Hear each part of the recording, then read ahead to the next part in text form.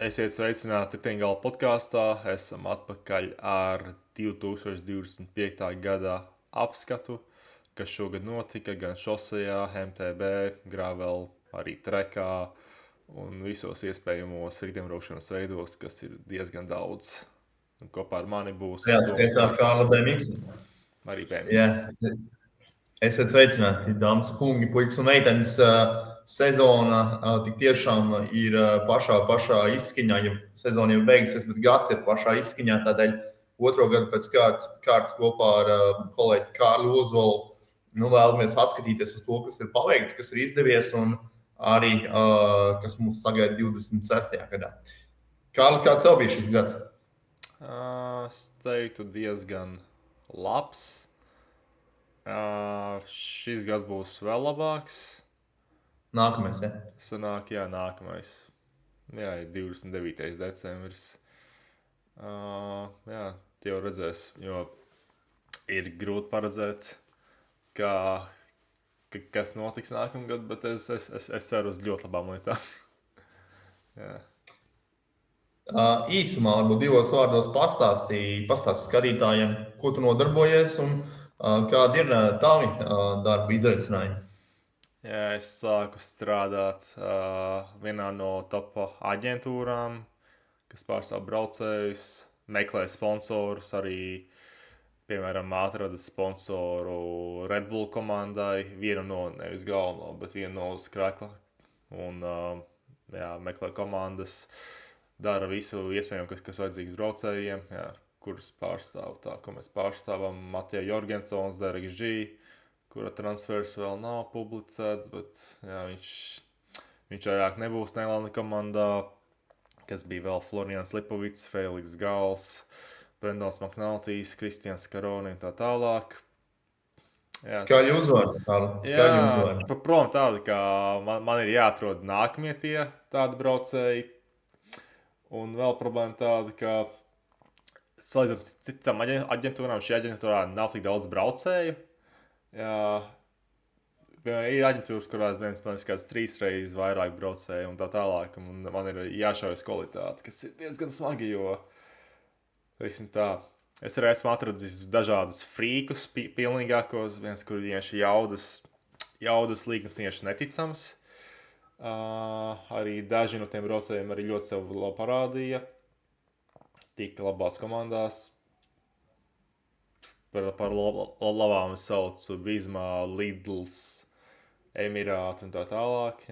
Jo arī tā cīņa, lai tiktu komandās, ir ļoti, ļoti smaga. Tikai ļoti smaga brīnāts, jo, protams, visi vēlas kļūt profesionāļiem. Un tā konkurence ir tieši mežonīga. Mežonīga ir. Un ir, teiksim tā, iet visādas spēles, starp aģentiem, starp braucējiem, ģimenēm un tā tālāk. Jā. Skaidrs, katrā ziņā, es domāju, vesels podkāsts būtu jāvelk tam, lai noskaidrotu un izzinātu vairāk tavus darba pienākumus un vispār to biznesu un to vidi, kurā tu darbojies, lai meklētu jaunos talantus, lai virzītu viņus un arī, lai, kā teikt, sakot līdzi arī viņu karjerām. Un plus tas, ko tu teici arī par sponsoru piesaistīšanu, jau arī tā vērts, lai to patirzētu arī nedaudz sīkāk. Bet to droši vien atstāsim citai reizei, ka šīs dienas mērķis ir tik tiešām Latvijas riteņbraukšanas gada apskats. Un es piedāvātu sadalīt šo apskatu par riteņbraukšanas veidiem, populārākiem riteņbraukšanas veidiem, kā jau to arī minēju pašā sākumā. Tad šoseja, BMX freestyles, MTB, gravels, treks un CX velokros. Liktu šādas disciplīnas priekšplānā. Un kādā varbūt pavadīsim nedaudz vairāk laika, kādā mazāk laika, bet no aptuveni stundas garumā centīsimies izskriet cauri visām svarīgākajām lietām. Kas tev pašam, Kārli, šajā gadā, ja mēs runājam tieši par Latvijas riteņbraukšanu, bija spilgtākie mirkļi, ko tu pats esot klāt vai esot līdzdēļ lomā vai vērotāja lomā sajūta šogad tieši par Latvijas riteņbraukšanu? Jā, noteikti Baltijas čempionāts, kas notika Latvijā. Arī Toms Kuņa uzvara un arī Helvija Kancera uzvara. jā, arī ja godīgi pozitīvi pārsteidza kancers, jā, ka viņš arī vēl uzvarēja vienības braucienā un arī kalnām braukšanā Siguldā. To es noteikti atceros no Latvijas sacensībām. Tad ir, protams, skuņa panākumi, kas pats par sevi. Redzēs, vai viņš atkal uzvarēs vai neuzvarēs par Latvijas gada sportistu. Šogad Porziņš neuzvarēja NBA, tā kā konkurence būs mazāk teorētiski. Kas vēl ir, protams, juniori. Jā, tāda sezona pa lielam nekad nav bijusi. Vai arī bijusi ļoti sen, bet mūsdienās juniori krietni attīstītāki, tāpēc jā, prieks redzēt, ka ir pat nevis 1 vai 2, bet kādi 4, 5 potenciāli spēcīgi juniori. Jā, tāpēc tas arī noteikti palicis prātā, jo visi gaida, kad būs nākamā maiņa pašreizējiem 3 braucējiem, jā, Neilandam, Liepiņam, Skuņam, kuri jau visi diezgan veci, viņiem cik ir 30, 31, Skuņam 34 gadi, jā. Mūsdienās, ka tiem braukšanā, ja tev pāri 30, tu jau esi pensionārs pa lielam, tāpēc, jā, visi gadi, ka būs arī nākamā maiņa. Nu, Skuņš katrā ziņā rāda pretēji, jo tevis apgalvotējiem viņš kā pensionārs rāda savus karjeras labākos rezultātus tieši pēc 30. Tā kā varbūt dēļ tā, ka latvieši nobriest vai baltieši vai ziemeļnieki nobriest nedaudz vēlāk, varbūt tas arī iemesls tam, kādēļ mūsējie brauc vēl virs 30, un es ļoti ceru, kad aizbrauks kā minimums līdz Losandželosas olimpiskajām spēlēm. Jā, man aizdomas par Skuņu, tas tāpēc, ka viņš ir profesionāls. Jā, viņš ļoti, man liekas, liela daļa vienkārši salūst, ka viņi nespēja to ritmu izdzīvot. Man aizdoma tāda, ka viņš latvieši spējīgi to izdarīt. Ar uzturu, ar treniņiem vispārējo, ka viņi mentāli nesalūst. Arī visiem ir ģimenes, bet tas nav šķērslis, acīm redzot šajā gadījumā. Jā, ka man liekas tas, jo visiem braucējiem arī pēc 30 tās jaudas līknes pliem tādas pašas paliek, bet vienkārši kaut kas cits nobrūk. Jā. Ok, ejam varbūt cauri, ķeramies klāt, tu jau iesāki šosejas riteņbraukšanai, kas globāli pasaulē, protams, ir riteņbraukšanas veids numur 1, un prieks redzēt arī, ka Latvijā šosejas riteņbraukšana ar katru gadu, gribētu teikt, attīstās, kļūst daudzveidīgāk, ne tikai tevis pieminēti elites un junior rezultāti, bet arī pasākumi, sacensības un notikumi, kas ir bijuši gan šajā gadā, gan arī kopumā pēdējos gados tiešām varam redzēt, ka tas iet vairāk vai mazāk uz augšu. Ja runājam tieši par eliti, varbūt pieķersimies šosejas elitei, tad, kā jau tu minēji, mums ir 3 augstākās raudzes profesionāļi, 2 no viņiem ir pro-team komandu braucēji, proti Emīls Liepiņš, Krists Neilons un Toms Skuņš ir Voltūra komandas braucējs. Katram tā loma varbūt ir nedaudz atšķirīga savās komandās, bet ja mēs runājam par tādiem individuāliem rezultātiem, kas, protams, mums kā ierindas līdzjutējiem būtu īpaši svarīgi, lai latviešiem arī ir iespējas sev pašiem parādīt, ne tikai palīdzēt un būt ļoti nodrīgiem komandas panākumos, tad skaidrs ir tas, ka Tomam gan tās iespējas, gan arī tie rezultāti ir bijuši arī šajā gadā augstāk, neskatoties uz to, ka viņš tomēr sezonu iesāka, kā viņš pats arī teica, nedaudz lēnāk kā citus gadus, un tie pirmie rezultāti arī varbūt nāca nedaudz lēnāk un vēlāk, bet, ja pieskaramies varbūt Toma sezonai, manuprāt, varbūt tu Kārli dos pēc tam savu redzējumu, manuprāt, pirmā tāda atslēgas sacensība, kurā Toms sevi ļoti labi parādīja, pat neskatoties uz tehniskām likstām, bija Strada Bianča klasika, kurā vēl gadu iepriekš viņš atceramies izcīnīja 2. vietu, šajā gadā tā bija vieta top 12, manuprāt, tā bija 11. vieta, kopā ar savu jauno Dāņu komandas biedru. Viņi pēc tehniskām problēmām, Dānis vēl bija atrāvienā, bet Toms pēc tehniskām problēmām ļoti, ļoti labi cīnījās šajā sacīkst arī šogad un izcīnīja tā vieta arī. Un gana vērtīgie UCI punkti, protams, arī iedeva tādu labu pārliecību tālākai sezonai. Kopumā, kā tu vērtēsi Skuņa sezonu šogad, kas bija tavuprāt tie spilgtākie momenti, un skaidrs runāsim par pasaules un Eiropas čempionātu atsevišķi, bet tieši Lidl Trek komandas sastāvā, kas varbūt bija viņa galvenie atslēgas mači šajā gadā. Teiksim, tā varbūt nebija spilgtu panākumu vai spilgtu vietu kā pagājušajā gadā, kad bija diezgan daudz top 10 arī lielās sacensībās. Jā, šodien, kā minēja, bija 12. vieta Strada Bianchi, 11. vieta E3 klasikā. Un es domāju, to mums galvenokārt koncentrējās, lai palīdzētu komandas biedriem. Piemēram, arī Amstel Gold Race, kurā es atceros, ka bija 40-50 km līdz beigām arī vilka grupu, lai Pogačārs nebūtu tik tālu. Jā, beigās arī viņa komandas biedrs Matijas Skelmas uzvarēja, kas bija liels pārsteigums, jo Pogačārs mūsdienās visas gongas uzvar. Un, ja Pogačārs kādā gongā paliek otrais, tas ir milzīgs pārsteigums.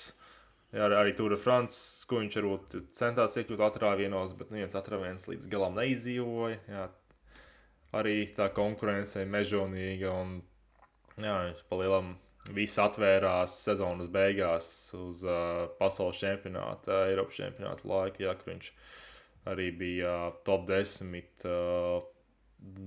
trīs sacensībās, jā, 2 no tām arī tūrēs, jā, Luksemburgā un Beļģijā, pasaules tūrs. Droši vien, es varbūt iestarpināšu to pa vidu, droši vien, ka tā Luksemburgas tūre un Renevija tūre, kas bija Beļģijā, arī pasaules tūres daudzdienu, kur abās divās viņš bija top 10 kopvērtējumā.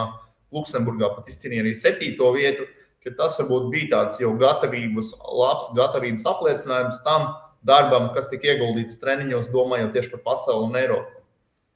Jā, es pieļauju, ka viņš arī to bija tā plānojis, jā, celt to pīķa formu uz pasaules čempionāta puses. Pieļauju arī bija plānojis labāk nosartēt pavasarī, lai gan es nezinu.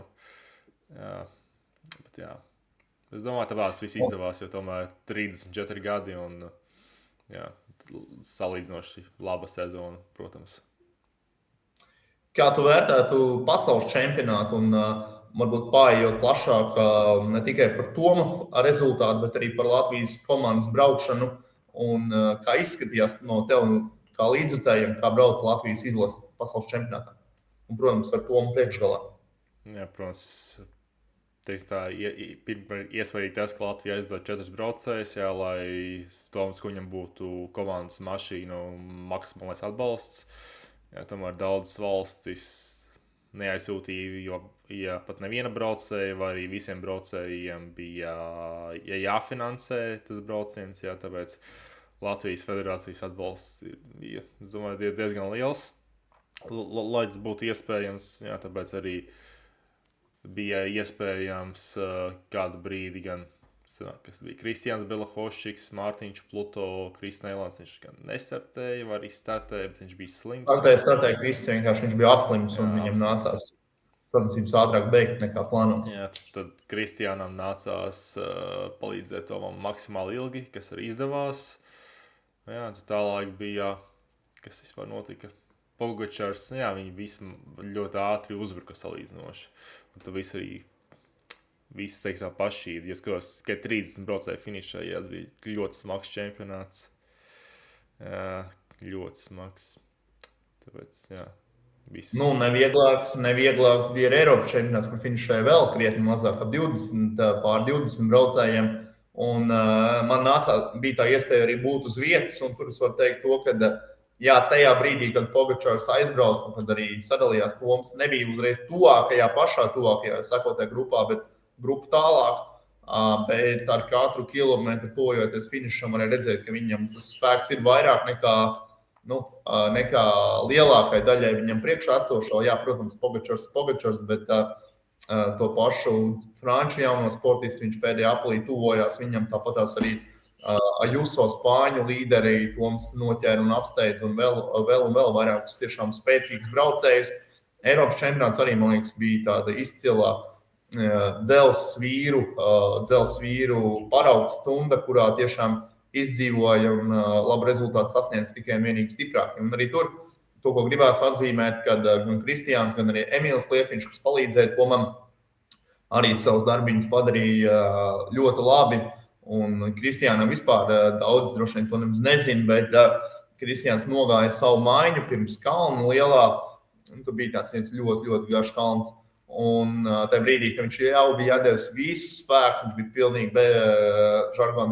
žargonā runājot jau beigts. Viņa vēl pamanījās sacensību reizes doktoriem, dakteru mašīnu uzbraukt viņam vēl virsū un nopietni apskādēt mūsu sportistu riteni un arī pašu.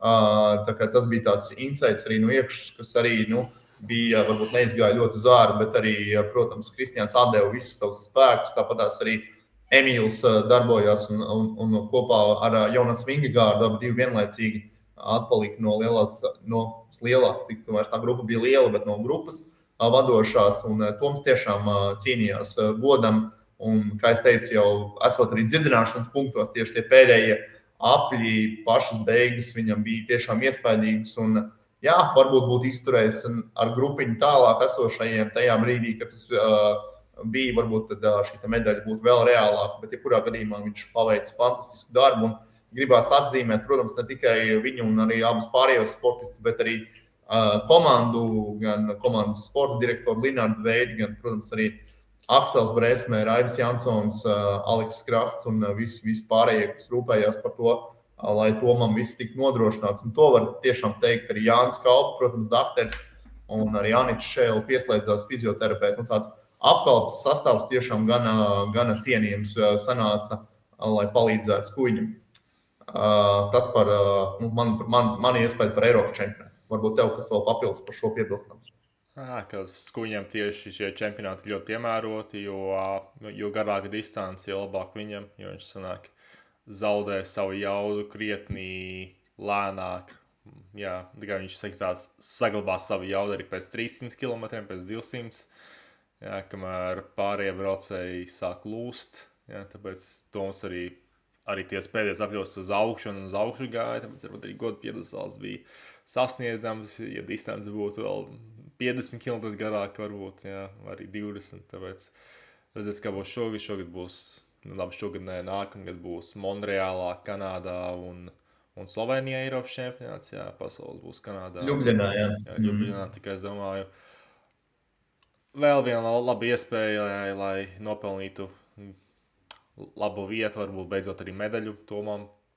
Jā, ar maksimālu Latvijas izlases atbalstu, jo tomēr neviens nezina, kad būs nākamā šāda iespēja, jā, ka būs nākamais šāds sportists, kurš ir spējīgs regulāri cīnīties par top 10 sporta veidā, kurā tiek milzīga konkurence. Jā, tāpēc jā, noteikti arī var novērtēt federācijas atbalstu. Runājot par pārējiem mūsu lielajiem vīriem, Emīls Liepiņš nomainīja šajā gadā komandu, pievienojās Q36,5, kas ir ieguvis arī ļoti respektablu papildus sponsoru Pinarello. Arī šis nosaukums būs komandas nosaukumā. Šis zīmols precīzāk Emīlam sezona. Viņš savu lomu zināja jau pirms sezonas sākuma. Tā nebija vadošo sprinteru loma, bet tā drīzāk bija lead-out braucēja lomā izvest savus labākos sprinterus, tajā skaitā arī savu labu draugu vēl no Lidl Trek komandas, no Trek Segafredo komandas tajā laikā Mateo Moschetti, tāpatās arī ar Tomu Pitko, Emīlam izveidojas ļoti labs kontakts, gan palīdzot viņiem sacensībās, gan vēl jau vairāk, es domāju, arī ārpus sacensībām komandas gara veidošanā. Emīls tiešām ir fantastisks cilvēks un ļoti atsaucīgs un ar savu ļoti labu humoru izjūtu un katrā ziņā cienīts pasaules elites riteņbraukšanā. Individuāli varbūt pašam, kā jau es teicu, šīs iespējas nebija nemaz tik daudz, un arī tie rezultāti top 3 mēs neredzam. Pro Cycling Stats rezultātā LA un arī Latvijas čempionātā grupas braucienā viņš nevarēja iziet uz startu dēļ veselības problēmām. Tomēr es domāju, ka to savu lomu viņš gana labi izpilda, un komandā ne par velti komanda arī vēlējās viņu redzēt arī uz nākamo sezonu. Kāds tavs viedoklis par Emīlu? Jā, līdzīgi kā skaidrs, ka viņš nav čempions, arī nebūs tas, kurš izcīnīs uzvaras, tāpēc viņam ir jāsadā citu labā, ko viņš arī dara ļoti labi. Un, ja viņš var saglabāt vietu komandā, tas nozīmē, ka viņš savu darbu izdarīja līmenī. Arī atceros, skatījos Saudarābijas stūri, kur arī viņš bija viens no Pitkoka atbalsta punktiem. Jā, tas arī pats galvenais, aizsargāt savu līderi.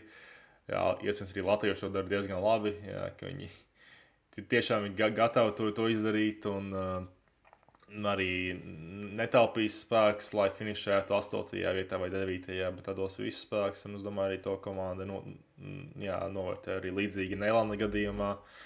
Jā, arī varbūt nebija spilgtu rezultātu, arī spilgts viens rezultāts, bet arī tika uz Tour de France. un izdarīja visu maksimālo. Un, jā, abiem diviem, sanāk visiem trim braucējiem, Skuņiem, Neldam, Liepiņiem šis būs 2026. gads būs līgumā gads, jā, ka būs nākamais līgums jānopelna, jā, tāpēc redzēs, kā būs. Bet pagaidām viss izstāsta salīdzinoši labi, jā, ka dara savu darbu, savu lomu, jā, un iekļaujas komandā.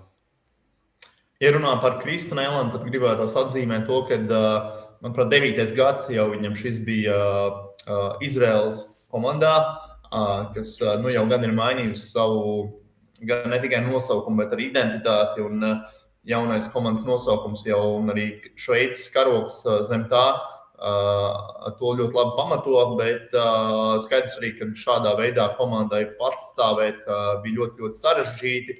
Un prieks par Kristu runājot, prieks ir par to, ka viņš ar savu komandas, pirmkārt, savu darbu, savu profesionalitāti, tik ilgus gadus spēja noturēties šādā komandā, kas būtībā ir attīstījusies līdz ar Kristu, ja precīzāk, Kristus ir attīstījies līdz ar komandu, un tik tiešām tie rezultāti, jā, varbūt šogad nebija tur spilgtu. Rezultāti, kāds bija 19. gadā, kad atceramies, Kristus uzvarēja arī Valonijas lielajā balvā, un bija vēl vairākas ļoti labi rezultāti. Bet arī palīdzēja komandai, un tāpat tika sastāvā, kā to arī teica, uz Tour de France. Un tie rezultāti, kas bija pēc tam, gan Breteņā, gan arī Kanādā, abi rezultāti arī bija gan sekmīgi, un arī UCI punktus viņš nopelnīja Latvijai un, protams, arī sev. Ja runājam globāli vēl par elites riņķbraucējiem, tad, protams, arī īsumā, pavisam īsi pieskaroties vēl 3 puišiem, ko gribētos atzīmēt. Māris Bogdanovičs, mūsu viens no pieredzējušajiem braucējiem, viņam ir tikpat daudz gadu, cik Tomam Skuņam, proti 34. Viņš koncentrējās uz sacensībām vairāk Āzijas reģionā, proti ar Henks Young komandu. Arī, kad lasījāt un skatījāties sezonas izskaņā, Ķīnas Pro League bija viņa uzmanības centrā. Tikai 17. decembrī tā noslēdzās, un kopvērtējumā, ja vairāku sacensību sēriju kopvērtējumā viņš izcīnīja 4. vietu, vairākos posmās viņš bija arī labāko trīniekā.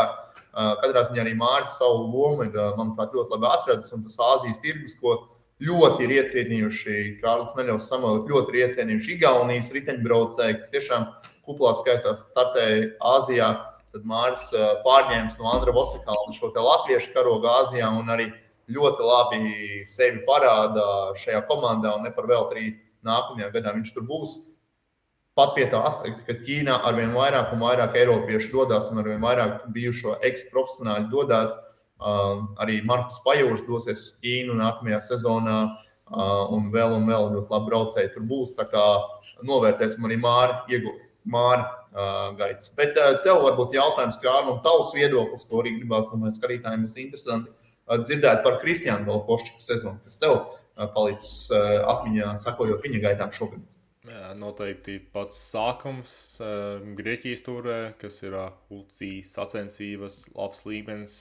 Kristiāns finišēja 5. vietā 2 sprinta etapos, jā, tieši abos 2 pret labu konkurenci. Atceros bija Mosketi, Grunevēgens, Sirica, kas vēl bija no pasaules tūrs. Jā, tie bija 3 pasaules tūrs, pro tūrs braucēji, te vēl pārējie labi līmeņi braucēji. Jā, viņš sevi, teiks tā, arī Eirosportā sev parādīja. Jā, kas arī ir diezgan svarīgi tālāk. Varbūt nebija tik sekmīgs sezonas turpinājums. Jā, tad bija sezonas otrs sanāk, pēc Latvijas čempionāta bija uzplaukums. Arī, protams, jāatzīmē Latvijas čempionātā top 3. Jā, gan ITT, kur arī nebija tālu, lai arī Kristu Nelandu pieveikt. Jā, tieši 5 sekundes zaudēja Nelandam, 8 sekundes atraks pa Liepiņam bija biķerniekos. Grupas braucienā arī bija līderu grupā kādu laiku un finišēja 3. Jā. Un, bet sezonas noslēgums arī bija ļoti spēcīgs. 2. vieta Baltic Chain Tour ar uzvaru pēdējā posmā. Tad arī 9. vieta Sibiu tūres 1. posmā, kur Belfošķiks uzbruka kalnā. Iespējams arī pārāk ātri sāka savu sprintu. Jā, pēdējās finišēja top 10, tad sezonas noslēgumā arī ļoti daudz top 10 vietas Ķīnas sacensībās, arī Bulgārijas tūrē. Un arī līdz ar to tika nopelnīts līgums labākā komandā, Bikeaid, Vācijas kontinentālajā komandā, kur kalendārs. Es atceros, pagājušajā gadā viņi brauc ļoti daudz arī kalnu gonkas, bet būs arī iespējas pierādīt sevi sacensībās Vācijā, Francijā, UCI līmeņa. Jā, kas Manuprāt, viņi brauks arī Vācijas tūri, Lidl Germany tūri. Tā arī droši vien būs diezgan jaudīga sacensība viņam, kur sev parādīt. Jā, problēma ar Kristiānu, kur atzīmē citi, nezinu, komandu vadītāji, bet viņi parasti jau viņi pamanījuši Kristiānu un arī zina viņa jaudas datus, bet problēma viņu, ka viņš ir diezgan salīdzinoši vecs. Viņam 23 gadi, bet mūsdienās ritembraukšanā tas ir ļoti liels vecums. Piemēram, es skatījos, kādā vecumā braucēji tiek no kontinentālā līmeņa uz pasaules tūri. Lielām, ja tev ir 22 gadi vai vairāk, ir praktiski neiespējami. Jo kādi, man liekas, 5 braucēji bija, kur bija tik veci un tik tādā vecumā tieši no kontinentāla līmeņa pasaules tūri, jo mūsdienās komandas reāli meklē vienkārši ļoti jaunus braucējus, sasodīt jaunus braucējus. 18, 19, 20 gadiem Kristiānam būs šogad 1. februārī paliks 24 gadi, nākamgad. Un viņam, lai tiktu uz pasaules tūri, var visu pro kontī, kas arī būtu profesionāls status, viņam būs jāparāda ļoti labi rezultāti. Jā, tas ir ļoti, ļoti smagi to izdarīt, to lēcienu. Jā, jo ir līdzīgā situācijā arī daudz polijas braucēji, daudz no Austruma Eiropas, arī no Rietama Eiropas, kuri ir spēcīgi, kuriem ir tāda pati jauda, kā pasaules tūras braucējiem, arī Kristiānam. Viņam tieši tādas pats jaudas, tas līga kā Mādim Mihelsam, tā kā identiska pilnīgi. Daudziem citiem pasaules tūras braucējiem, bet jā, viņam, lai nopelnītu vietu līgam, viņam jāparāda ļoti, ļoti labi rezultāti, ko ir ļoti grūti izdarīt, jo viņam praktiski ir katrās sacensībās jābūt top 10, kur viņam ir iespēja to izdarīt. Jā, tāpēc redzēs, kā būs nākamgad. Katrā ziņā jānovēl Kristiānam izdošanās, apņēmība viņam ir, kontakti un pats galvenais gribēšana viņam ir un varēšana, es domāju, arī būs darbu viņš ieguldīs. Tā kā atcerēsimies to, ka gan Liepiņš, gan Skuiņš, gan arī tie divi mūsu braucēji profesionāļiem tika salīdzinoši vēlu. Protams, laiki ir mainījušies, to mēs ļoti labi zinām. Tā U23 grupa lēnām izzūd, jeb saplūst kopā ar elites grupu, bet, kā teikt, nepavēlti Kristiāns palika Eiropā, jo bija viņam iespēja tikt arī kādā labā komandā Āzijā. Tā kā viņam ir mērķis un cerēsim, ka tas viss arī izdosies, realizēsies. Pēdējais braucējs, par ko pavisam īsi gribās atzīmēt, tas ir Mārtiņš Pluto. Mārtiņam sezona arī bijusi kā pa kalniem, kā jau tradicionāls Nīderlandes komandas braucējs.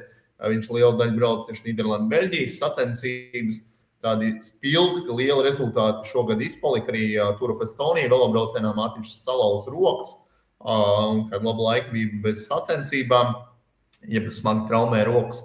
Un nākamo sezonu, man vismaz par pārsteigumu, viņš pavadīs Lietuvas kontinentālajā komandā Energus Cycling Team, kas kopumā nākamajā gadā pulcēs 3 Latvijas braucējus, proti bez Pluto arī paliek sastāvā Kārlis Klīsmets, kuram šis bija pēdējais gads U23 grupā, un arī Olivers Jākaps Skrapts, kur es gribu atzīmēt, ka Olivers, manuprāt, ļoti sekmīgi pārkvalificējas no junioru uz U23 braucēju, vismaz tajās sacensībās, kurās viņš brauca, viņš galīgi neizskatījās pēc iesācēja, un es domāju, ka viņš arī ar tādu pareizu attieksmi, arī ar treneri Jānu Mūsiņu kopā strādājot, ir tādā labā virzienā dodās. Cik tālu viņš tiks, to mēs redzēsim, bet virziens, manuprāt, vismaz tādā profesionāla attieksme ir gana labs, un tas solis nebija tāds, ka viņš visur DNF-oja, viņš pietiekoši daudz un stabili brauc, un arī sezonas otrajā pusē te rezultāti, manuprāt, tikai nostabilizējās. Kāds tev viedoklis par šiem Energus pušiem? Jā, pirmkārt, komandai veikusi liels pārmaiņas. Viņi, tā no sastāva iztīrīja daudzus lietuviešus un atstāja varbūt talantīgākos, spēcīgākos braucējus, kas arī līdz ar to deva iespējas paņemt jaunus juniorus no Lietuvas, no Ukrainas, arī piesaistīja Raitu Āru un Mārtiņu Pluto, arī vēl ar poļu braucēju Marcelī Pera, kurš bija ļoti labs junioros. Jā, viņi vienkārši atceros meklēja sprinterus, lai varētu arī rezultāts dabūt. Un jā, redzēs, kā būs, jo komanda ir krietni spēcīgāka nekā iepriekšējos gados. Un arī jā, redzēs, kā būs Oliveram, jo tas lēciens no junioriem uz U23 ļoti liels.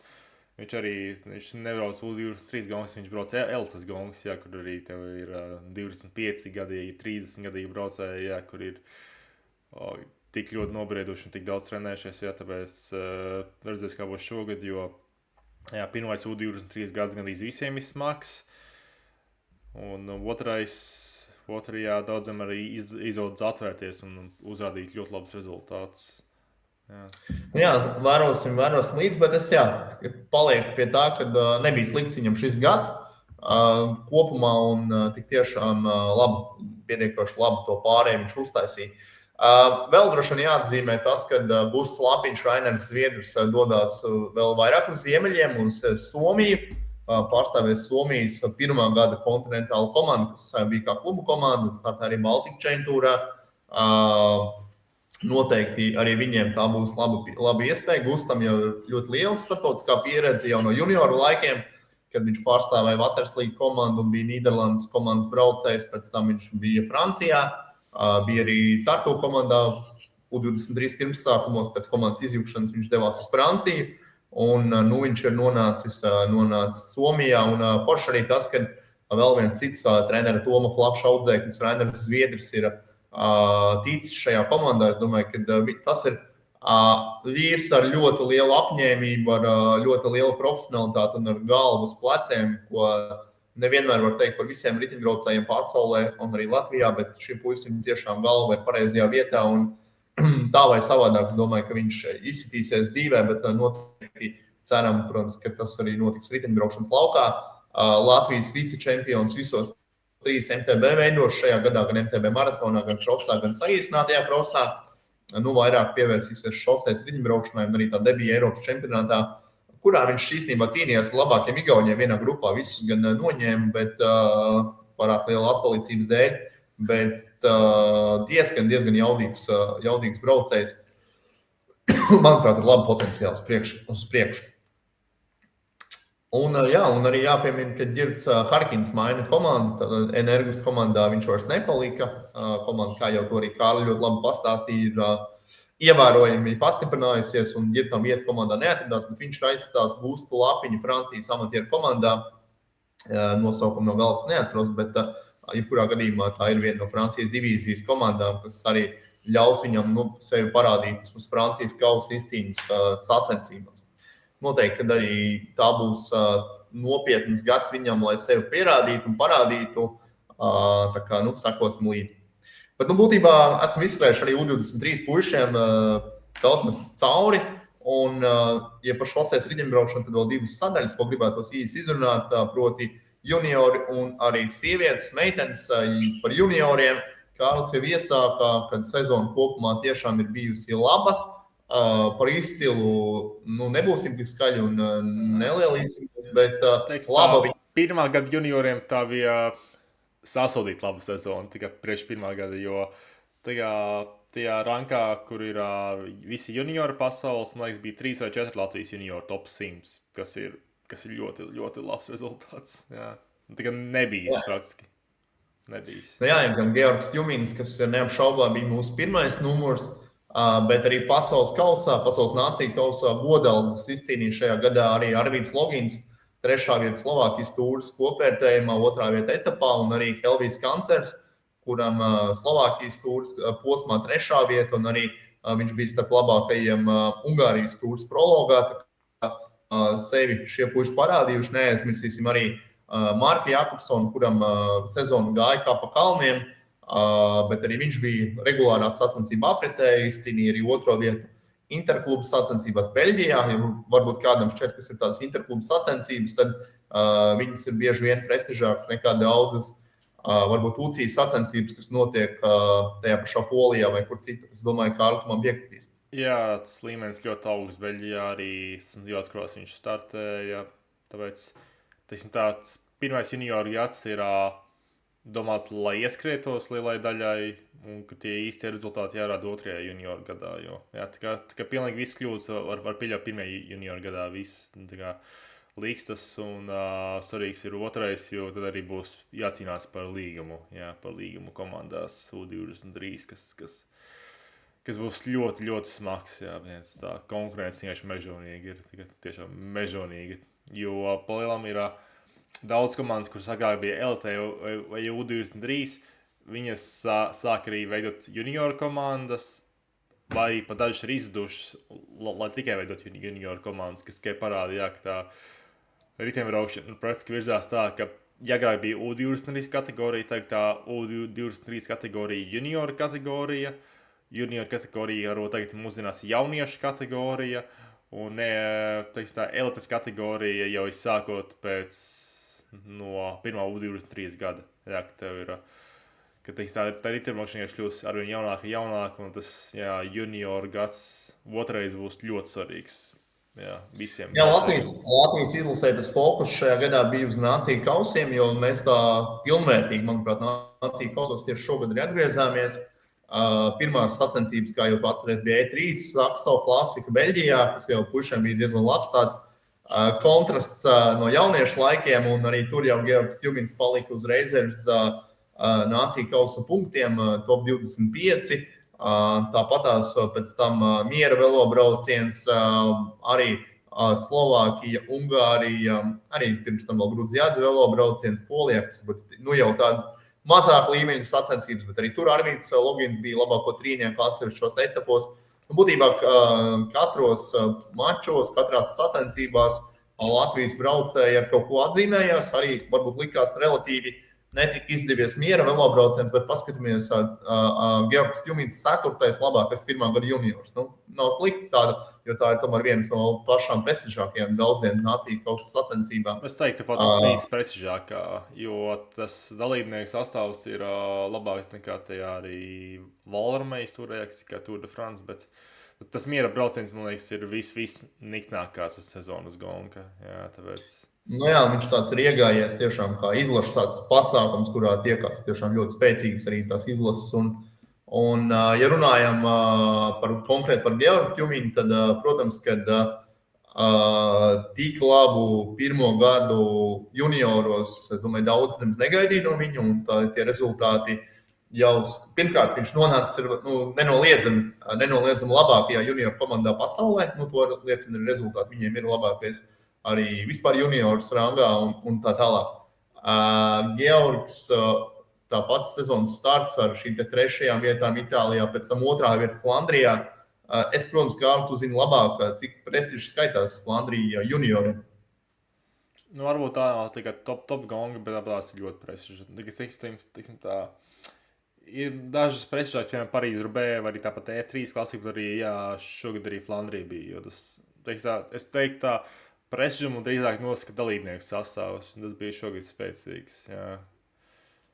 Paskatāmies vēl, Georgam, manuprāt, ļoti spēcīgs, jo arī viņš, tāpat kā liela daļa sportistu, visu sezonu nenogāja vienā pīķī, arī viņam bija formas kritums, objektīvs sezonas vidusdaļā, pēc Luksemburgas, kur viņš atkal ļoti labi nostartēja ar 5. vietu un 4. vietu.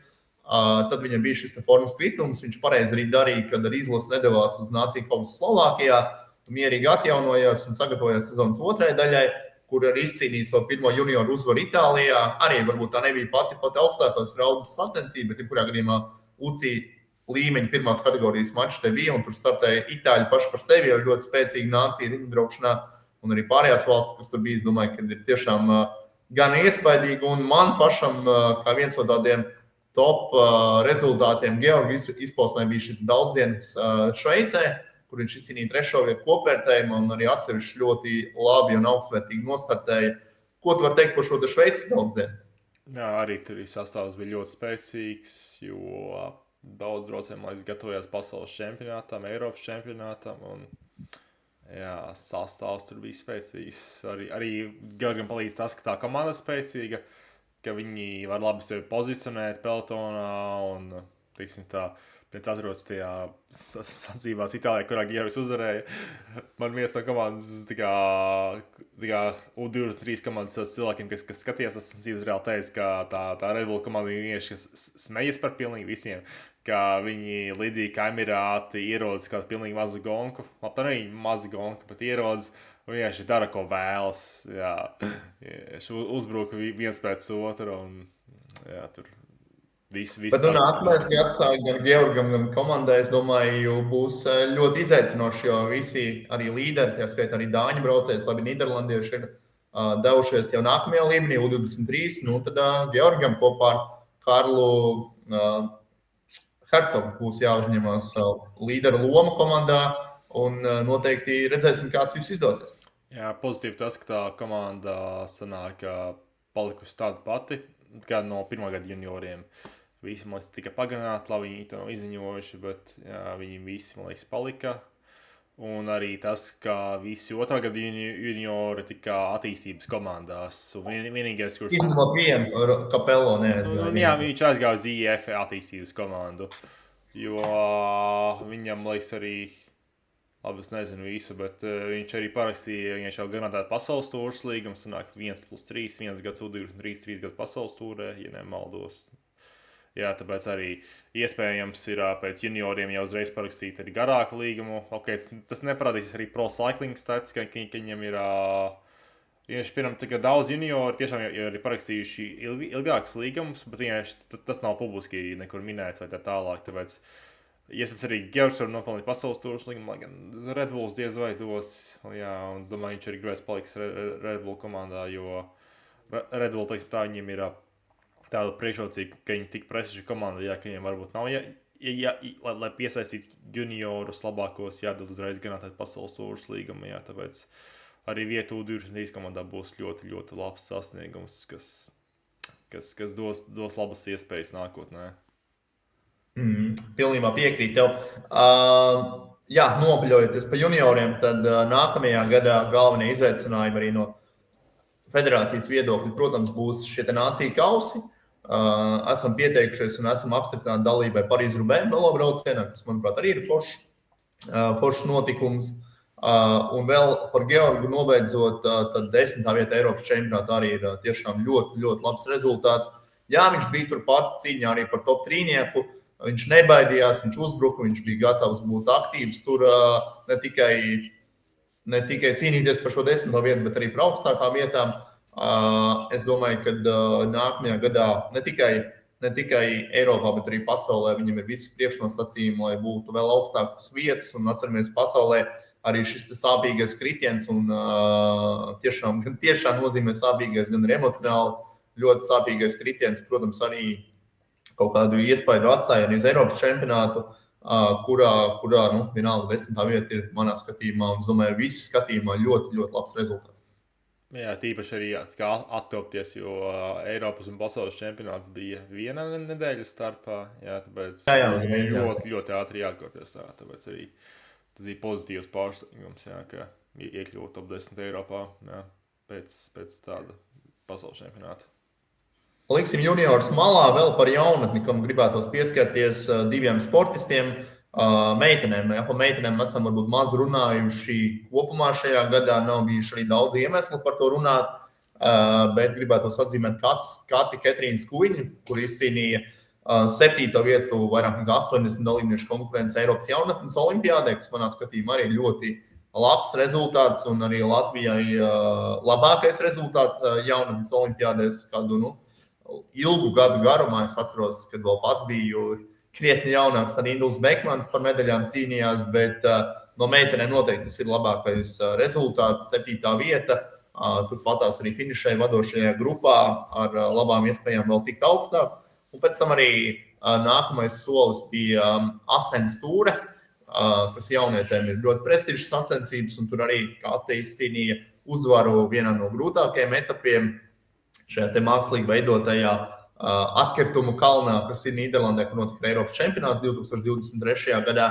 un 5. vietu arī šo sacensību kopvērtējumā. Tā kā arī tur viņi nopelnīja godam savu pirmo junioru gada līgumu ar Waterslī komandu. Arī varbūt Kārli tavs, kā eksperta viedoklis par Waterslī komandu, cik tā ir laba tavā skatījumā priekš pirmā gada juniors, vēl jau vairāk no Latvijas. Teiksim, tā ir galvenais, ka būs sacensību kalendārs nepieciešamais, lai prom tāda, ka tiek salīdzinoši daudz braucēju, viņi paņēma, man liekas, meitenēm, es nezinu, cik daudz, bet tur būs arī konkurence, lai tiktu uz tām sacensībām, bet varbūt pozitīvā lieta tāda, ka būs konkurence un lai izstos būs arī jābūt labākām par komandas biedrenēm, bet teiksim tā, kā te izdarīja visu vajadzīgo šogad, lai nopelnītu vietu labā komandā, vai vismaz tiktu pamanīt arī pārējo komandu. Jo arī visas tās pasaules tūras komandas, attīstības komandas, viņas arī seko līdzi jauniešu sacensībām. Arī daži arī vēlāk, varbūt nevis uzreiz arī iedot kādai braucēji arī pasaules tūras riteni. Labi, šī gadījumā nebūs tas, bet jā, vienkārši. Tā ir ļoti svarīgi parādīt arī jauniešu sacensībās, lai tu nonāktu tajā blociņā vai arī pierakstos, jā, lai vismaz tavu vārdu pirmoreiz pamanītu. Jā, redzēs, kā būs šogad, jo junioros arī līmenis ļoti augsts arī dāmām, meitenēm. Un arī daudzas arī tiek parakstīts uzreiz pasaules tūri. Vidējiem līdz kāds 4, 5, 6 braucējs tieks pasaules tūri pēc juniorēm pa taisno. Arī Waterslī komandai ir sadarbībā ar Picnic Polstenēlu pasaules tūras komandu. Ja nemaldos, viņi katru gadu plus minus paraksta 2 juniores uz pasaules tūri. Šogad tā bija Megana Arenze, kur uzvarēja pasaules čempionātā ITT. Un kura bija otrā, bija Hezinova, Čehijas braucēja, nākamgad laikam būs Poliete, Okurcinska, un otra, kur būs pasaules tūrē, es vēl nezinu, bet, teiksim tā, ja katra parāda kā ļoti labs rezultāts, viņi arī nopelnīja pasaules tūras līgumu jau šogad teorētiski, bet es domāju, tas būs, par to būs jācīnās nākamgad. Nevis nākamgad, bet sanāk aiznākamgad 27. gadā, jā, ka tas junior līmenis ir tik augsts, ka komandas ir gatavas arī ņemt braucējus pa taisnos pasaules tūri. Un nobeidzot vēl par jauniešu puišiem, tad jauniešiem galvenais akcents arī bija Eiropas jaunatnes olimpiādi, kurā Ričards Hansons parādīja labāko rezultātu no latviešiem, tiekot top 30, kas nav peļami, protams, nav izcili, bet nav peļami, ir labs rezultāts. Un arī nākamajā sezonā viņš cīnīsies par savu kontraktu arī starptautiskajā komandā un mēģinās tikt arī Latvijas izlasē uz nāciju kausiem jau junioru vecumā.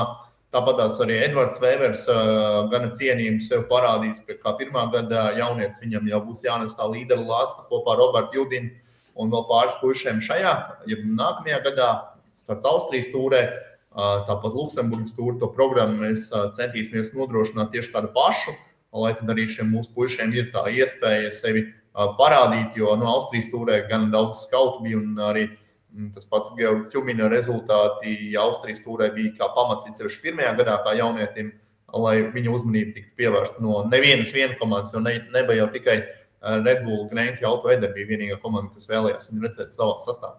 Svarīgi ir, protams, braukt šajās sacensībās un svarīgi arī uz viņām labi sagatavoties, lai labu rezultātu arī parādītu.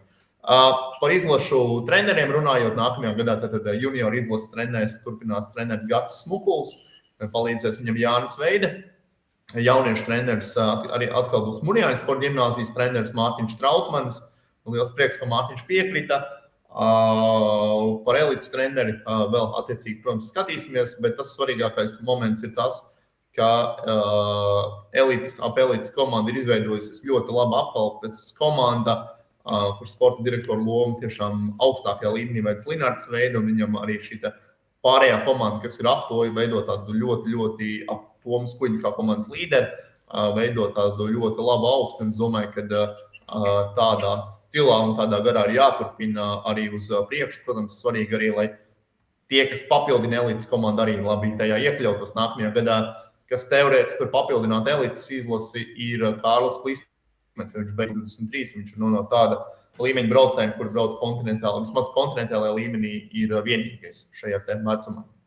Tā kā to mēs arī skatīsimies. Vēl ko es gribētu arī pieskarties pāris pasākumiem, nobeidzot par šoseju. Izdevās atjaunot kopā ar Igaunijas federāciju Baltic Chain Tour velobraucienu. Esam jau Latvija ir iegūsi arī finansiālu atbalstu no valsts arī nākamā gada Baltic Chain rīkošanai. Interesants bija komandu brauciens, biķernieku trasē un arī pēc tam etaps cauri visai Vidzemē no Rīgas līdz pat Valdai. Skatīsimies nākamā gada formātu, bet arī tur doma ir, kad uztaisīt kaut ko tiešām interesantu, lai arī cilvēkiem būtu interesanti vērot un skatīties un būt klātesošiem. Un tad Baltijas čempionāts. Šogad tā bija, manuprāt, fantastiska pieredze ikvienam, kurš piedalījās viņa veidošanā. Īpaši gribētu atzīmēt Māri Krūzi, tāpat Armandu Bēci, Sandu Eisleru un visus pārējos, kas pielika savu roku, lai viņš tiešām būtu. Tāpat arī, protams, Līgu un Ārvielu, lai šis te Baltijas čempionāts pirmām kārtām forši izdevās pulcēt labākos braucējus, jo pirmo gadu, man liekas, tiešām visi labākie bija uz vietas.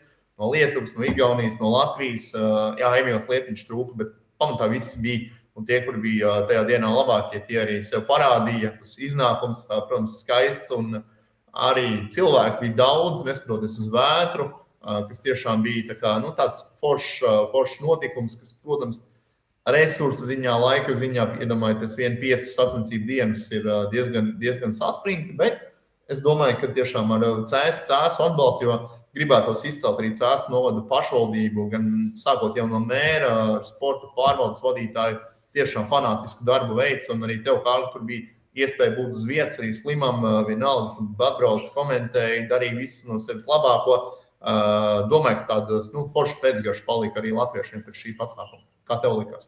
Jā, tas kā augstākā līmeņa pasākums, tomēr riteņbraukšanas sacensības ir grūti noorganizēt, jo ir vajadzīga policija, vajadzīgs slēgt ceļus, vajadzīgs sasodīt daudz cilvēku, brīvprātīgi un tā tālāk. Jā, tāpēc ir prieks, ka vismaz arī šāds čempionāts notiek Baltijā katru gadu, kur katrai valstī ir reizes 3 gados tas jāsarīko. Arī spējot tas izmaksā arī diezgan daudz, gan kā, nezinu, tur 6 pāru skaitlis. Jā, lai to visu saorganizētu. Jā, tāpēc... viņš tuvojās ap 100 000 kopējais budžets. Jā, visu saskaitīt kopā, visas pozīcijas. Bet vēl viens cilvēks, kam gribētos arī īpaši atzīmēt, Igors Jurševičs no Priekuļiem, kurš arī nesautīgi vāca komandu, pats aktīvi iesaistījās. Tā kā ar Igoram, protams, liels nopelns šajā. Es domāju, mums jāvērsās straujāk uz priekšu, ķersimies klāt BMX riteņbraukšanai, kur varbūt tu, Kārli, nedaudz mazāk ikdienā sako līdzi, savukārt man tā ikdiena, protams, ir nedaudz vairāk iekšā. BMX riteņbraukšanā viens centrālais notikums neapšaubām bija Eiropas čempionāts, kas 2. reizi šādā formātā notika Valmierā, Māra Stromberga olimpiskajā trasē, Māra Stromberga BMX trasē Valmiera. Arī pats Māris bija uz vietas un aktīvi iesaistījās dažādos procesos, arī gan iedvesmojot jaunos, gan palīdzot organizatoriem un tā tālāk. Manuprāt, šis bija fantastiski noorganizēts pasākums, kas tika noorganizēts pateicoties veiksmīgai sadarbībai starp pirmām kārtām Valmieras novada pašvaldību, arī pats mērs ļoti aktīvi Jānis Baigs iesaistījās no paša sākuma. Otrām kārtām arī, protams, Māra Stromberga aģentūra, Ivo Lakučs, Ingrīda Upīte tiešām fantastiski jau no paša sākuma veidoja komandu, vāca kolektīvu, un arī no federācijas gribētu atzīmēt īpaši manu kolēģi Artu Ozolu, tādā laba sinerģija, lai tas viss notiktos kopā. Federācijai bija ļoti svarīgs šis pasākums, arī valstiski viņš, protams, bija ļoti nozīmīgs, un arī pulcēja vairāk nekā 1000 braucējus, gan no 30 valstīm, tā kā lielākā daļa Eiropas bija Valmierā, un rezultāti priekš Latvijas, ja mēs skatāmies atkal to sportisko pusi, tad arī es domāju, ka necerētu labi, ceļš 23 vecuma grupā.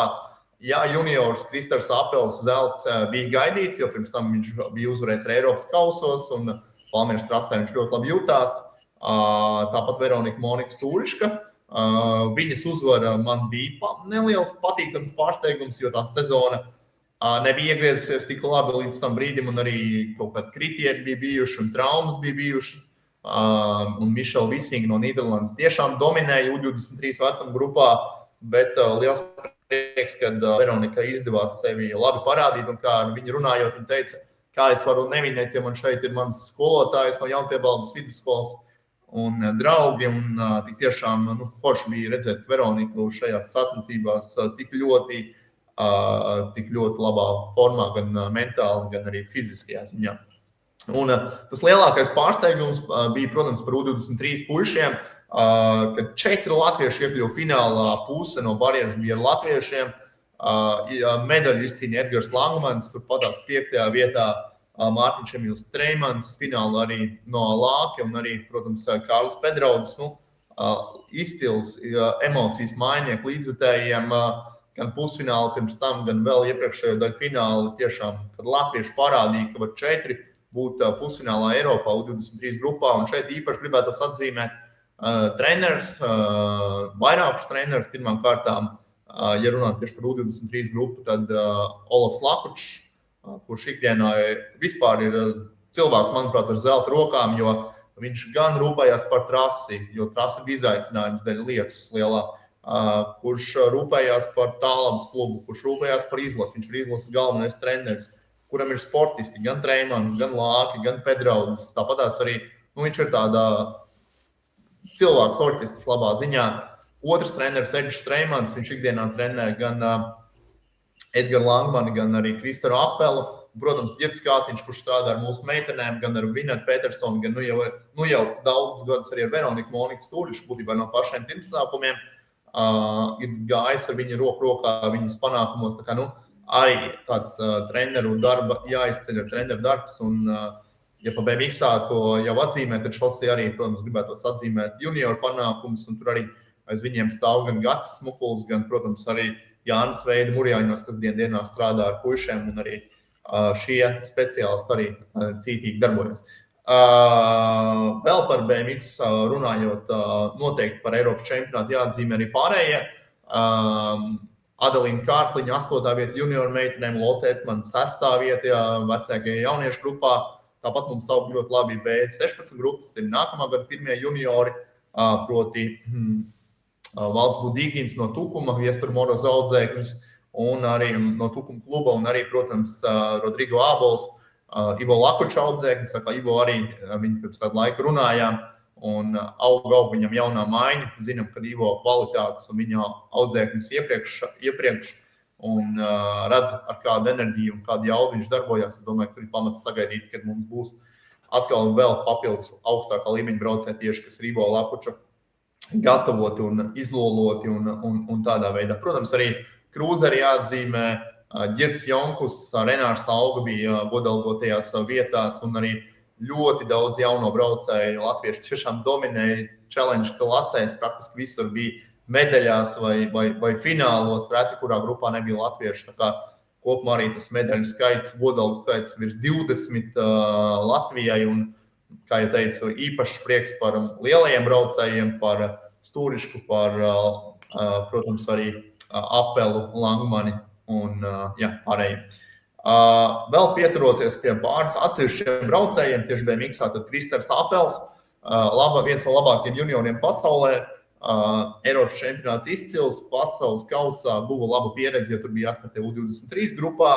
Eiropas kausā uzvarēja 2 posmos, kas bija Zolderā, Beļģijā, tāpatās vairākos posmos arī bija finālos. Pasaules čempionāts objektīvi neizdevās, tur viņš neparādīja savu labāko sniegumu, palika ārpus fināla. Un Eiropas kausā jau minēja, tad uzvaras Zolders posmos un pats galvenais arī sezonas nevis sezonas noslēgumā Amerikas čempionāta galvenais notikums USA BMX Grands. Tur viņš arī uzvarēja junior konkurencē, kas arī apliecina viņa tiešām piederību labākiem junioriem, ne tikai Eiropā, bet arī skatoties plašāk arī Amerikas kontekstā. Un nākamais gads viņam būs pirmais U23 grupā. Veronika Monika Stūriša, teikšu, kopumā sarežģīts gads, nebija viņš vienkārši un viennozīmīgs. Veronika arī gadījās pa traumai, gan sezonas ievadā pasaules kausā, gan arī sezonas pašās beigās. Arī Argentīnā viņai ļoti smags kritiens un lūzumi, vairāk pat lūzumi. Bet pa starpai arī 4. vieta pasaules kausa posmā U23 grupā uzvar Eiropas čempionātā, pasaulē neizdevās. Tas, kas Veronika ir, viņa ir tiešām ļoti bieži izvēlējušas 8. celiņu. Viņai ir un arī trenerim ir savi argumenti, kādēļ tā. Un ja tas starts tiešām labi aiziet, tad Veronika var smukt un cieši tā taisnība gara, kurā viņa var ielikt savu spēku, tad viņai ir ļoti, ļoti labas izredzes. Bet, ja gadās tā, ka neizdodas tas starts tik labi, vai kādas nianses aizskavējās, tad, protams, tā ārmala var iegriezt un ir iegriezusi varbūt nereizi vien. Tās ir nianses, pie kurām jāturpina strādāt, bet, kā jūs teicat, viņai tikai šis bija 2. gads U23 grupā, viss vēl priekšā, un arī kvalifikācija uz olimpiādi BMX sākās pēc pasaules čempionāta, kas būs starp citu nākamajā gadā Austrālijā, Brisbanā, kur notiks arī aiznākamās olimpiskās spēles. Tā kā arī labas iespējas parādīt. Protams, Edgars Langmans, viņam tas bija 1. gads U23 grupā, arī viņš jāatzīmē. Tāpat Mārtiņš Emīls Treimans, viņam 2. vieta Eiropas kausa kopvērtējumā, ļoti stabili pilnu sezonu Eiropas kausā nobraucis Treimans. Kārlis Pedrodis ik pa brīdim uzlec ļoti augstu, tad atkal nebija tā stabilitāte, bet arī viņš var būt jaudīgs braucējs, un nākamais viņam arī ir pēdējais gads U23 grupā, kurā vajadzēs sevi nopietni arī parādīt. Jo, kā es teicu, sākās olimpiskā kvalifikācija. Vinietai Petersonai gads nebija pārlieku viegls, īpaši BMX-ā, bet toties viņa ļoti labi sev parādīja BMX pantrakā, kurā izcīnīja 4. vietu pasaules čempionātā. Citu pantraks tagad ir kļuvis arī, es nezinu, kā Kārlis zināja, bet arī par MTB veidu. Lai arī viņā pamatā brauc tikai BMX braucēji, tomēr viņš jau ir viena no MTB disciplīnām un notika kā Šveicē kopā ar citiem MTB veidiem šis te pasaules čempionāts, kurā Petersona 4. un Kristaps Veikšs izcīnīja 8. vietu. Un kas man vēl liekas ļoti svarīgi, ko es gribēju atzīmēt, Latvijā arvien vairāk notiek UCI līmeņa BMX sacensības. Šogad tādas bija kopumā 4.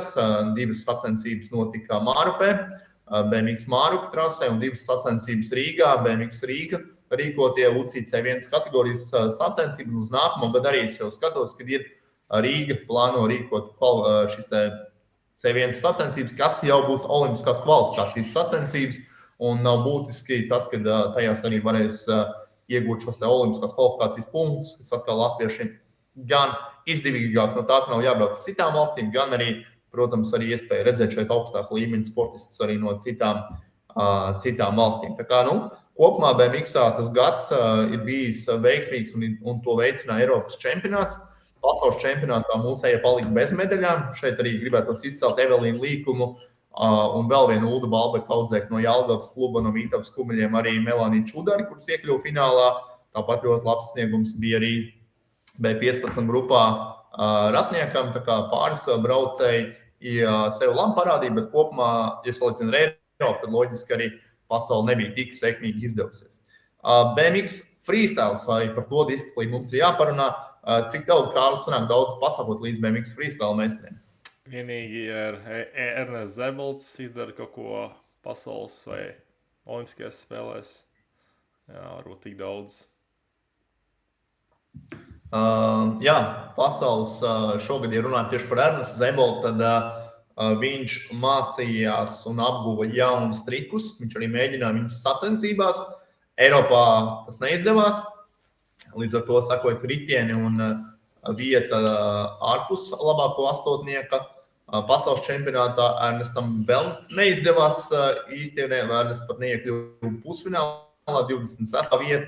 Protams, ar šiem rezultātiem viņš nav apmierināts, bet labā lieta ir tā, ka viņš mācās, un es domāju, ka viņš iemācīsies jaunos trikus, kas atkal pavērs viņam iespēju pie viņa sekmīgas realizācijas iegūt krietni lielāku punktu un pietuvoties tiem pasaules varenajiem braucējiem, gan no Amerikas, gan no Japānas un citām nācijām, lai arī varētu sekmīgi sevi tur apliecināt. Tā kā tādi pamatlietas, mums starptautiskajā apritē startēja arī Arturs Virdzinieks, tāpat arī Tomas Grīnbergs, arī šie puiši startēja. Tomas gan guva savainojumu un netika uz starta Eiropas čempionātā, Arturs startēja pasaules čempionātā, kurā arī debitēja diezgan sekmīgi, bet līdz pusfinālam vēl nedaudz tomēr pietrūkst. Latvijā arī, starp citu, notika vairākas UCI C1 kategorijas BMX freestyle sacensības, konkrēti 2. Ghetto Games festivāls Ventspilī, un otrs sacensības bija arī Med Liepājā. Ghetto Games sacensībās uzvarēja Ernests Zebolts, tad Liepājā Ernests ir 2. vietu, piekāpjoties vienam ārzemju sportistam, arī labi zināmam. Tā kā īsumā tas par BMX freestyle. Kalnu riteņbraukšana, Mārtiņš Blūms, mūsu labākais braucējs. Sezona sarežģīta. Cik Kārli, tu daudz pasakoji Blūmam līdzi šajā sezonā, un kas tev palicis atmiņā? Es praktiski vēl tikai sekoju šoseis riteņbraukšanai, īpaši junioriem un U23, bet par Blūmu es zinu to, ka viņam vēl nav, liekas, komanda paziņots nākamo gadu. Gan viņš ir parakstījis kaut kur, jā, bet pašreizie komanda viņu nepagarināja līgumu. Jā, tā kā iespējams nebija pietiekami laba sezona. Jā, bet, ja nemaldos, nebija tikai superspilgtu panākumu, kā sanāk, kurš bija spilgākais pagājušais un aizpagājušais gads. Jā, ka bija Aizpagājušais. Jā, ka bija top 10, jā, bija pasaules kausa posmos un bija spilgti panākumi.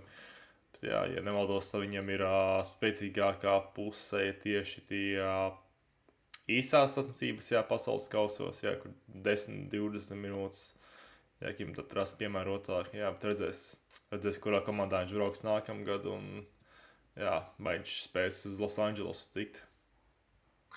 Jā, Mārtiņam labākais rezultāts, tā individuāli paskatās, tur arī no konkurences tāda globālā viedokļa bija 20. vieta pasaules kausa posmā Čehijā. Atceramies, sezonas pašā startā viņš piedzīvoja nepatīkamu kritienu treniņā, kad viņa komandas biedra pakaļais rats saķērās ar Mārtiņa stūri trampolīnā. Sakoja smags kritiens. Nevarēja viņš startēt Brazīlijas posmos un pēc tam labu laiku izlaida, bet atgriezās Čehijā. Uzreiz ar 20. vietu likās, ka viss ies uz augšu, bet tik gludi negāja. Bija arī kaut kāds vēl veselības problēmas un dažādas citas likstas. Kā rezultātā Mārtiņam vēl pēc tam nākamais labākais rezultāts bija 13. vieta Eiropas čempionātā.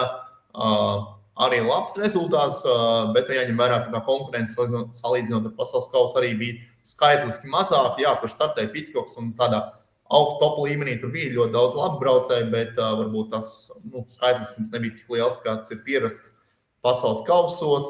Un jā, vēl kādu reizi viņš bija top 30, bet kopumā izpalika tādi top 10 rezultāti šajā gadā.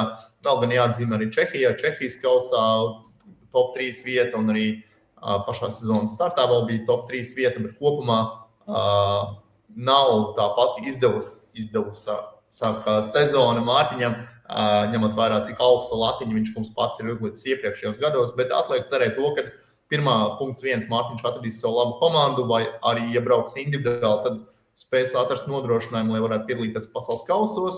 Un kvalifikācija, kā Ārlis ar citu kvalifikāciju, olimpiskā sākas jau no pirmajiem mačiem, jau no pašā aprīļa sākuma. Tā kā būtībā punkti jāsāk vākt ir jau šogad, nākamā gada sākumā. Un Mārtiņam tā lielākā iespēja tikt, cik viņš ir viens lielais punktu vācējs Latvijai. Protams, cerēsim arī uz Kristaru Celitānu vai kādu citu, kas varēs papildināt šo te ražu, bet principā Mārtiņam lielākais akcents jāliek uz 2027. gada pasaules čempionātu Francijā, kurā arī varēs būt starp labākajiem starp tavu nāciju braucējiem, kuras nav kvalificējušās un mēģināt šādā veidā arī kvalificēties. Tā viņš arī kvalificējās uz iepriekšējo olimpiādu. Tā kā viss ir viņa rokās un cerēsim uz to labāko. Ja vēl par MTB braucējiem, tad gribās izcelt arī jaunos. Neesam mēs daudz runājuši par jaunajiem, jo visu laiku ir bijis Blūms un tad ir milzīga aiza. Tad pēdējos 2 gadus Latvijas jauniešu komanda piedalās Eiropas jauniešu čempionātā. Šogad izcils starts tur padevās Alvim Pivaram, kurš uzvarēja ITT braucienā, tāda arī jauna MTB disciplīna. Vairāk nekā 180 dalībnieku konkurencē viņš bija ātrākais. Pēc tam viņam sakoja kritiens saīsinātajā krosā un izstāšanās, un tad atkal 21. vieta XCO krosā. Protams, arī Eiropas jaunatnes olimpiāda, kas bija tāds objektīvi lielākais notikums, tad tur viņš izcīnīja 10. vietu, kas arī ir labs rezultāts. Un nākamais gads viņam būs pirmais gads junioros, kur tad viņam ir jāsabalansē savus kalendārus, lai tajā ietilptu gan MTB, gan es arī zinu, ka viņš vēlas pamēģināt arī sevi šoseis riteņbraukšanā, tur arī jāapcīnās par vietu Latvijas izlasē uz kādu no varbūt nāciju kausiem. Tā kā tur sezona ir gana plaša, es domāju, viņam būs, un treneris Mužnieks arī saliks ar pareizos akcentus un kopīgi arī tad saplānos, uz kuru pusi iet. Kristārs Celitānu arī mēs nevaram aizmirst sezonas izskaņā. Viņš izcīnīja 2. vietu UCI līmeņa junioru sacensībās Serbijā. Kopumā startēja arī pasaules čempionātā, Eiropas čempionātā, kur bija labākais no Latvijas junioriem. Vairākas arī UCI punkti tika iegūti sacensībās Zviedrijā, tāpat viņš startēja arī Čehijā, Slovākijā. Tādu labu kursu uzņēmis ar savas komandas garām ejot MTB tīmu atbalstu, daudz kur startējis un piedalījies arī ar federācijas atbalstu Eiropas čempionātā startēja. Tā kā skatīsimies, kā viņam nākamais gads ir pirmais U23 grupā un redzēsim, kā ies tur.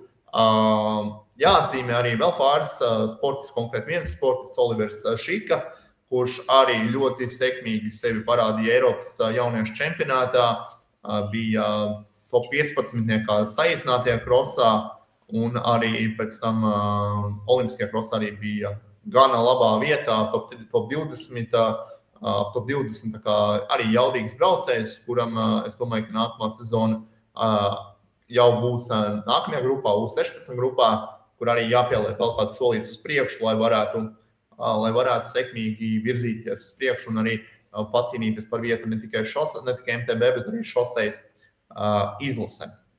Tas īsumā par mūsu MTB braucējiem. Gravela riteņbraukšana. Kārli, piekritīs, Gravels ir jaunais trends un Gravels pārņems visu riteņbraukšanu. Kā tu domā? Varbūt visu nepārņems, bet jā, tas ir trends, jo vajadzēja velotirgotājiem kādā veidā pārdot cyclocross riteņus un viņus pārsauc par Gravela riteņiem. Palielam tā, man liekas, ir. Jā, bet viņš ir populārs, jo ir iespēja braukt pa mazāk noslogotiem ceļiem, kas daudzās valstīs ir problēma. Jā, un Latvijā grāns segumā ceļi ļoti daudz, tāpēc šī ir salīdzinoši laba vieta, kur gravela riteņbraukšana varētu arī izplasties, kas arī notiek. Jā, arī gan maratons ir gravela, jā, ar Latvijas valsts mežu arī Kārļa Berlānda pasākums jau ir diezgan izplaties, arī par ko varēsim runāt, kāds status tam ir piešķirts. Un, jā. Jā, par gravelu tad Latvijā šogad notika 8 gravelas sacensības. 6 no tām rīkoja Igo Japiņu sporta aģentūra, un tas bija Latvijas valsts meža MTB un gravelas seriāla ietvaros. Arī tur gan daudzveidīgi posmi, kādi bija izteikti gravelīgāki, kādi bija arī varbūt ar kādu mežaināku pieskaņu, bet kopumā ļoti interesants seriāls, manuprāt, un arī forši, ka tie cilvēki tomēr paliek vairāk. Kārlis Berlāns un Gravel Weekend festivālā, tā arī var nosaukt viņu par festivālu, jo var norisinājās 3 dienu garumā, bija plašu kultūras izklaides programma, ne tikai tā sportiskā daļa, bet tā sportiskā daļa bija tiešām ļoti, ļoti, ļoti jaudīga, un es domāju, ka daudz nemaz Latvijā to nenovērtē vēl. Gan braucēju sastāvs, Toms Skujiņš, Tomas Degēns un vēl skaļi uzvārdi piedalījās. Jā, arī Gravel elites braucēji, kas tieši specializējās uz Gravel, un arī tie braucējs no Nīderlandes arī izcīnīja uzvaru. Toms bija labākais no latviešiem ar 9. vietu, vēl ļoti labi sev parādīja Oskars Mužnieks, kas arī bija vienā grupā ar Tomu Skujiņu. Tie bija Latvijas labākie pārstāvi šajās te sacensībās. Un jā, iepriekš tas bija arī ļoti populārs starptautisku seriālu ietvaros notika šīs, kurās sportistiem bija iespēja arī startēt pa visu pasauli, vākt arī reitingu punktus un tā tālāk.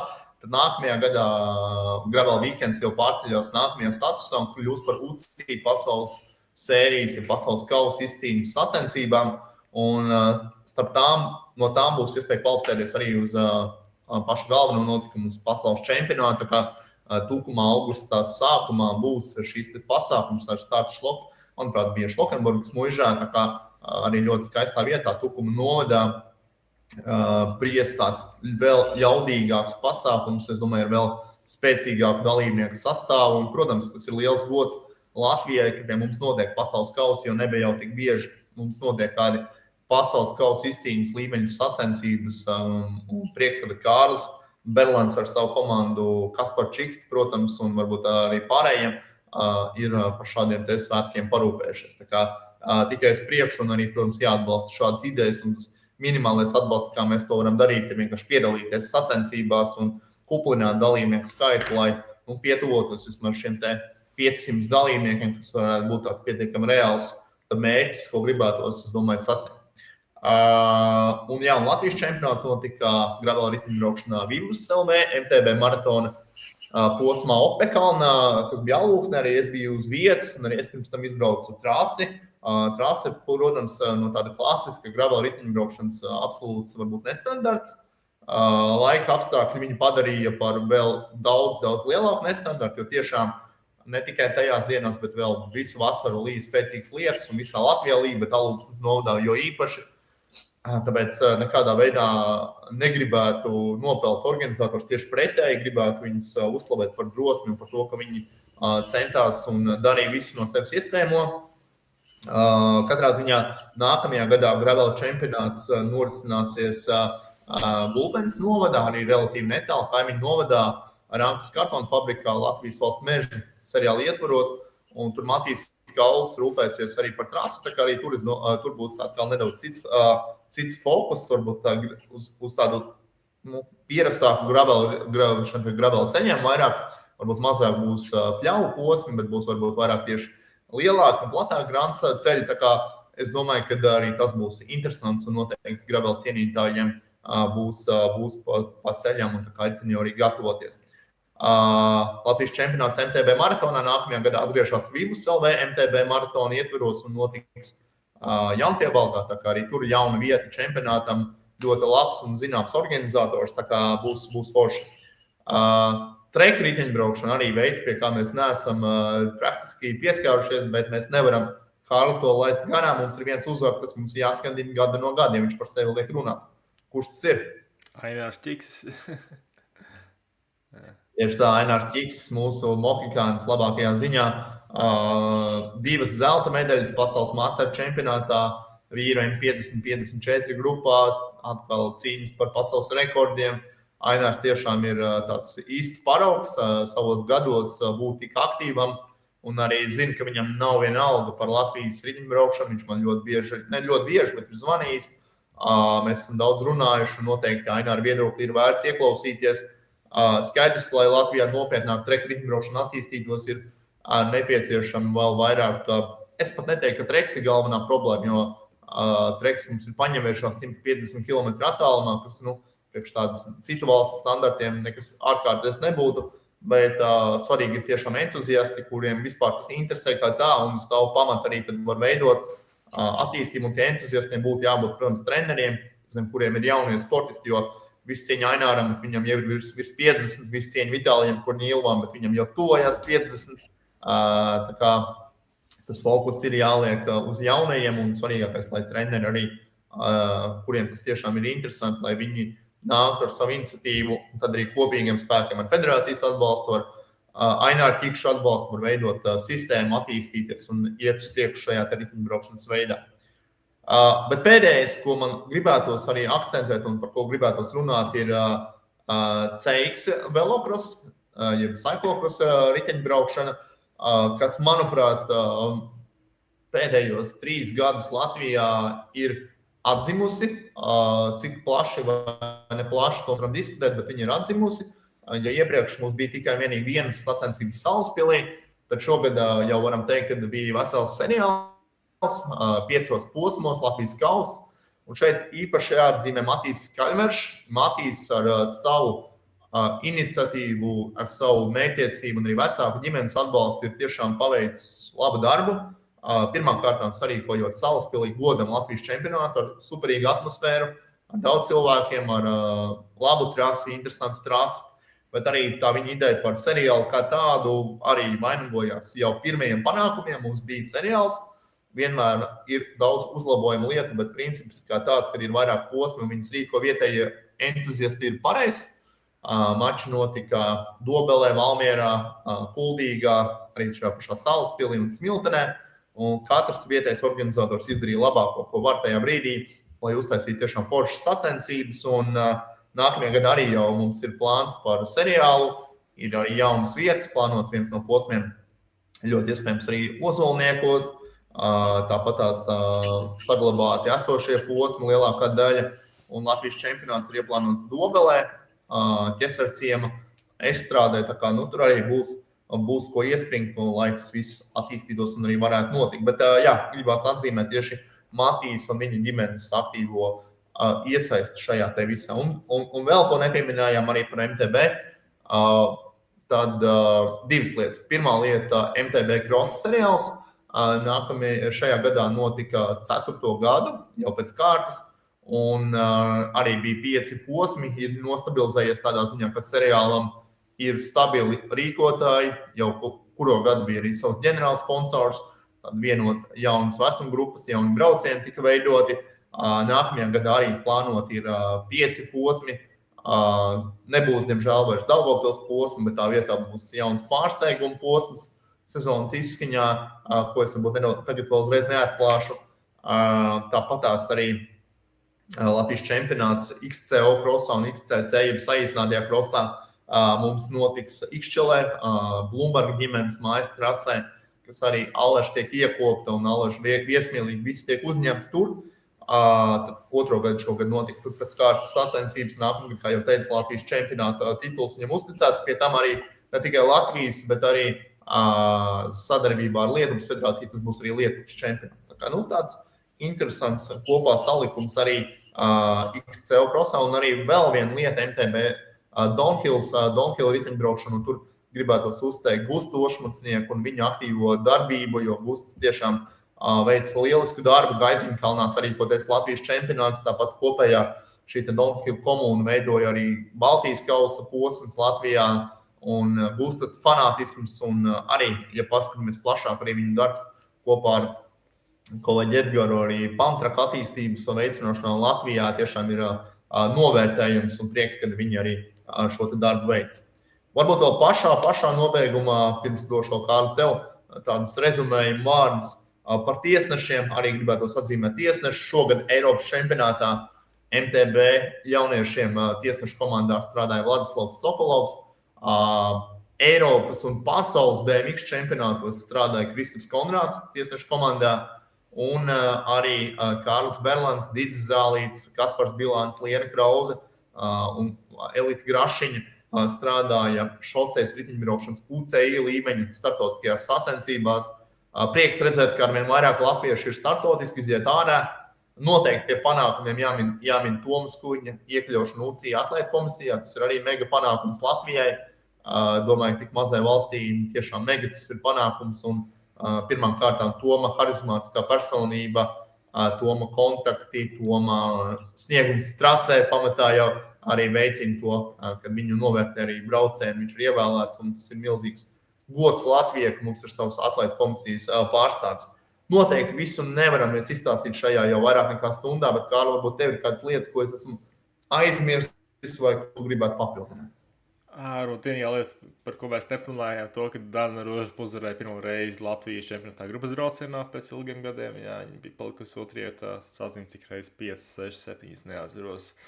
Jā, tas noteikti ir svarīgs viņai. Girts Vēvers, pasaules vicečempions amatieriem. Jā, arī milzīgs. Ir ļoti daudz lietas, par kurām mēs nerunājam, bet podkāsts jau gandrīz pusotru stundu. Un, riteņbraukšanā ir tik daudz veidu, tik daudz, gan juniori, elite, amatieri, sacensības, tik daudz lietas, par kurām var runāt. Jā, tāpēc visu nav iespējams pieminēt, vai arī, ja pieminēt, tad būtu varbūt vēl pusotru stundu jārunā, bet ir ļoti daudz personāžu, lai gan varbūt, teiksim tā, ja tu neesi riteņbraukšanā, liekas, tas nav liels sporta veids Latvijā, bet tomēr tāpat tās pa visiem veidiem savs diezgan kupls skaits ar cilvēkiem. Un galā riteņbraukšana jau otro gadu pēc kārtas ir top 3 sporta veids Latvijā, kas arī uzliek, kas ir novērtējums ikvienam, kurš brauc riteni, vienam, kurš piedalās mačos, kurš tos rīko, tiesā, trenē, sportists un tā tālāk, jo tas uzliek arī atbildību visiem no mums, ticējuši arī mums federācijā, rūpēties par to, lai tā gan masveidība, gan arī sacensības nesarūktu. Gribētos pieminēt arī vēl vienu foršu festivālu. Mēs pasākumu aizmirstām 2 sieviešu velodienu, 700 dalībnieku, 500 sievietes, arī mega izaugsme, manuprāt, nākamajā gadā notiks sestdienā. Tāpatās arī biķernieku seriāls kā tāds pulcēja daudz dalībniekus.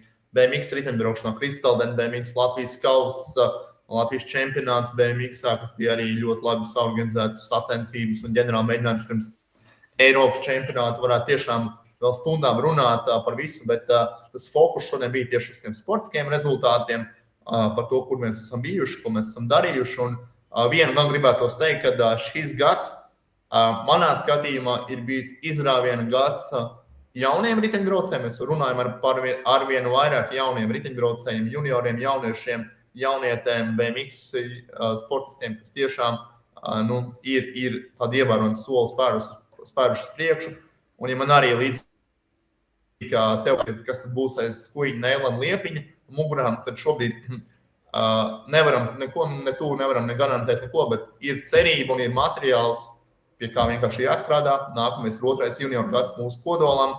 Ir U23 braucēji, kurus nekādā veidā nedrīkstam norakstīt, arī viņiem ir jāpalīdz. Un jāskatās, kas ir ar jauniešiem, jāvelk arī viņus priekšu. Noteikti vēlme un darīšana tur būs. Tā kā sekosim līdzi. Riteņbraukšana tiešām ir foršs sporta veids. Paldies, Kārli, tev par to, ko tu dari. Paldies tik tiešām arī tavam entuziasmam, arī šajā podcastu vadīšanā. Daudz ļoti interesants epizodes ir bijušas tavā vadībā ar Viesturu Lukševicu, ar Katu Smukuli, Jānu Mūsiņu, un varētu turpināt vēl un vēl.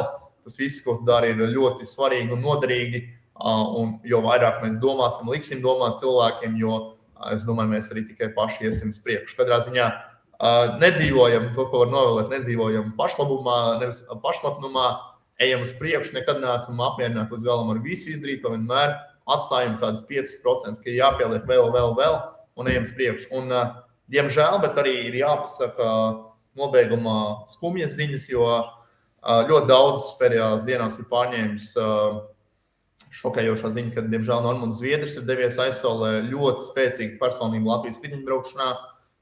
Tiešām novērtējam Normunda ieguldījumu.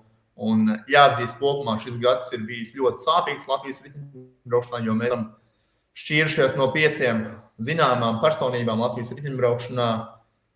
Diemžēl bez Normunda no dzīves ir aizgājis arī Mečislavs Bartuševics, panākumiem bagātais riteņbraukšanas treneris.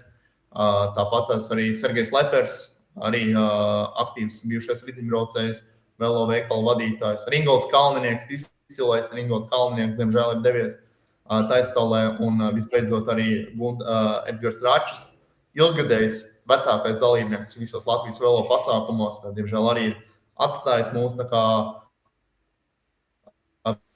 pieminēsim viņus, un bez viņiem riteņbraukšana nebūtu tik laba, kāda viņa līdz šim. Tāpēc tik tiešām tādu pašu pie sevis ar tādu mazu klusumu brīdi arī godināsim. Bet teikšu, Kārli, tev lielu paldies un tiekamies jau kādā no nākamajām epizodēm.